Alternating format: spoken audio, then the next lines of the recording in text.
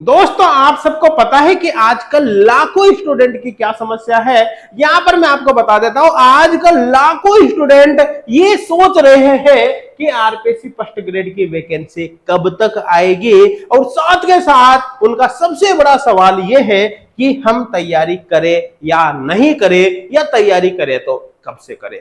तो यहां पर मैं आपको बता देता हूं, इस वीडियो में आपको इन दोनों सवालों का जवाब बहुत शानदार तरीके से मिलने वाला है। आपको पता चल जाएगा कि वैकेंसी कब तक आ सकती है, या साथ के साथ ही यहां पर आपको तैयारी कब से शुरू करनी चाहिए। देखो सबसे पहले बात करते हैं कि वैकेंसी कब तक आएगी। देखो यहां पर मैं आपको एक बात बता देता हूं, अच्छे से दिमाग में आप फिट कर लेना इसको। या तो आपकी वैकेंसी बहुत ही जल्दी आ जाएगी, मतलब मान के चलना कुछ ही दिनों में आ जाएगी, या मान के चलना फिर बहुत ही लेट आएगी, कुछ दिनों में नहीं, आपको कई महीनों बाद फिर वैकेंसी देखने को मिलेगी। मतलब या तो बहुत जल्दी या बहुत ही लेट वैकेंसी आएगी, बीच का कोई चांस यहां पर नहीं बनता।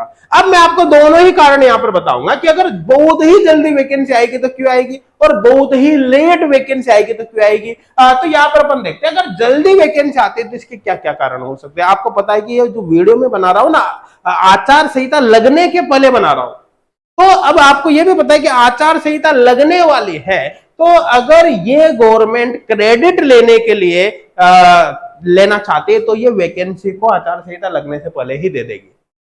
गारंटी नहीं है वैकेंसी आएगी, जस्ट मैं एक संभावना व्यक्त कर रहा हूं कि आचार संहिता लगने से पहले ही वैकेंसी देगी, क्योंकि बाद में तो दे नहीं सकते। ठीक है, दूसरे क्या होगा कि लास्ट वैकेंसी का ऑलरेडी रिजल्ट आ चुका है, तो अब न्यू वैकेंसी घोषित कर सकते हैं, और बहुत सारे पद ऑलरेडी फर्स्ट ग्रेड के वैकेंट है। साथ के साथ ही जो एजुकेशन डिपार्टमेंट है उसने ऑलरेडी जो खाली पद है उनकी स्वीकृति दे दी है। तो ये सारे रीजन बनते हैं जिनकी वजह से वैकेंसी जल्दी आ सकती है, लेकिन ऐसा कोई फिक्स नहीं है कि वैकेंसी जल्दी आए।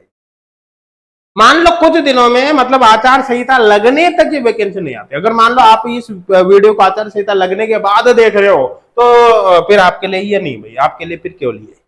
ठीक है, तो अगर मान लो आचार संहिता लगने के पहले वैकेंसी नहीं आती है, तो फिर बीच में तो वैकेंसी आएगी नहीं। इसका मतलब है फिर कुछ महीनों में भी कोई चांस नहीं है, फिर वैकेंसी देरी से नहीं आएगी, बहुत ही देरी से आएगी। अब बहुत ही देरी से क्यों आएगी, उसके कारण क्या है। देखो ध्यान देना, दो वैकेंसी के बीच गैप लगभग 6 महीने का तो लगभग अधिकांश वैकेंसी में रखते ही है। तो जैसे इस वैकेंसी का भी रिजल्ट आया है, रिजल्ट आने के बाद लगभग 6-7 महीने का एक गैप दे सकते हैं। और पोस्टिंग में अगर किसी भी कारण से इन्होंने टाइम लगा दिया, हालांकि जल्दी हो जाएगी, लेकिन टाइम लगा दिया, तो उस कंडीशन में वैकेंसी और ज्यादा डिले हो सकती है। साथ के साथ ही ऐसा भी हो सकता है कि कुछ पद ये फर्स्ट ग्रेड के प्रमोशन के द्वारा भर दे।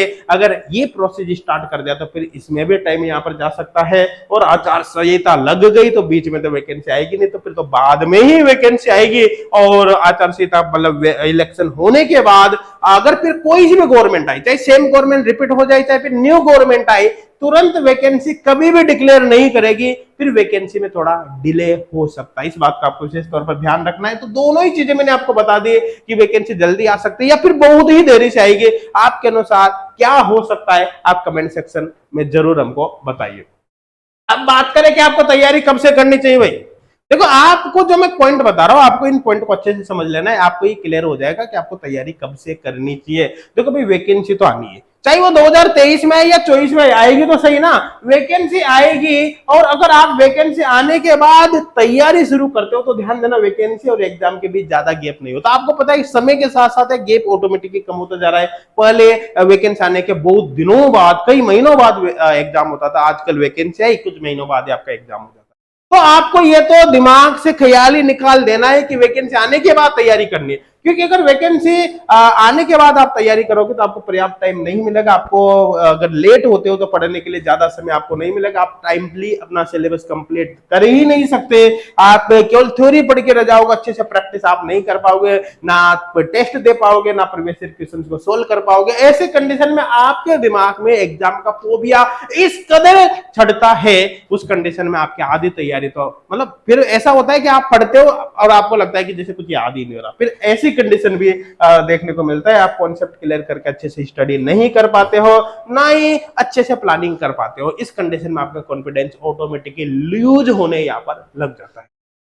तो यहां पर आपको कुल मिलाकर सीधा सीधा सवाल बात यह है कि आपको वैकेंसी आने के बाद तैयारी नहीं करनी, तैयारी आपको अभी से करनी। भाई वैकेंसी तो आएगी 23 में ना 24 में आएगी, वैकेंसी आनी तो तैयारी आपको ऐसा नहीं करना कि एक वैकेंसी आने के बाद करनी, तैयारी आपको अभी से करनी। वीडियो खत्म होते ही आप प्लानिंग शुरू कर देना कि आपको तैयारी करनी है। अब देखो तैयारी करने में यहाँ पर दो तरह के पहलू काम करते हैं। तैयारी आप सेल्फ स्टडी भी कर सकते हैं। सेल्फ स्टडी का मतलब अगर आपके पास कोई स्टडी मटेरियल हो, बुक्स वगैरह हो, तो उससे भी आप स्टडी कर सकते हो, आप सिलेबस को फॉलो करके, या फिर आप किसी कोचिंग का ऑनलाइन कोर्स वगैरह भी ज्वाइन कर सकते हो। एक बात जरूर ध्यान देना, आप अगर मान लो कहीं से ऑनलाइन कोर्स वगैरह ज्वाइन करते हो तो आप ये देख लेना, क्योंकि अभी वैकेंसी का फिक्स नहीं है, वैकेंसी का फिक्स नहीं, तो आप ये जरूर देख लेना कि आपका जो भी कोर्स हो उसकी वैलिडिटी टिल एग्जाम होनी चाहिए। टिल एग्जाम मतलब जैसे जब तक एग्जाम नहीं हो जाता वो कोर्स आपके पास रहना चाहिए। बहुत सी जगह पर क्या होता है, ज्यादातर जगह पर कि यहाँ पर जो कोर्स होता है वो होता है 6 महीने का होता है, या 1 साल का होता है,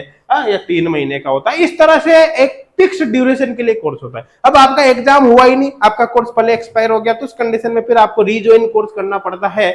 तो आप ऐसा देखना कि ऐसा कोर्स ज्वाइन करना कि वो कोर्स तब तक देते हो जब तक कि आपका एग्जाम नहीं हो जाता। जैसे भी हमारी बात मान लो एच गुड क्लासेज, हम सब सब्जेक्ट की तो प्रिपरेशन कराते नहीं भाई, है ना, तो हम केवल केमिस्ट्री फर्स्ट ग्रेड की ही प्रिपरेशन कराते हैं।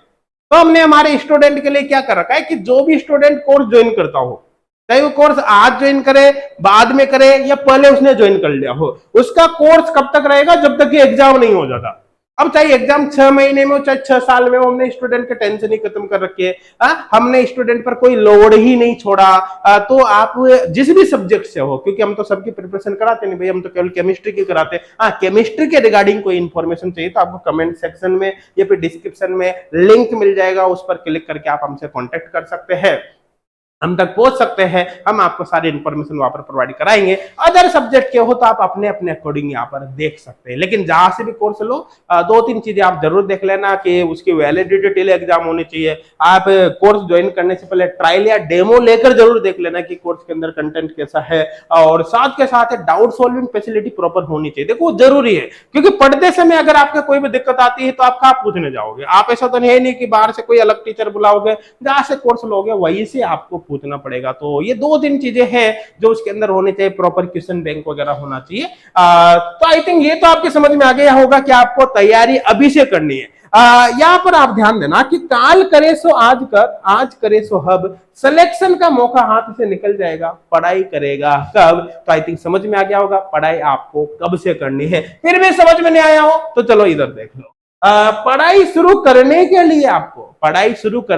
लिए आपको बातों से नहीं रातों से लड़ना पड़ेगा। एग्जाम में सिलेक्शन पाने के लिए दिन और रात को एक करना पड़ेगा। तो दोस्तों ये है, आई थिंक समझ में आ गया होगा कि आपको प्रिपरेशन कब से करनी है, आरपीसी की वैकेंसी आने की क्या पॉसिबिलिटी रह सकती है, जल्दी आएगी या लेट आएगी, कमेंट करके आप हमको बता सकते हैं। तो इसी के साथ इस वीडियो को मैं समाप्त करता हूं। आपके इस वीडियो को अपने फ्रेंड्स तक जरूर शेयर करना है ताकि इसका बेनिफिट उनको भी मिल सके। Thank you.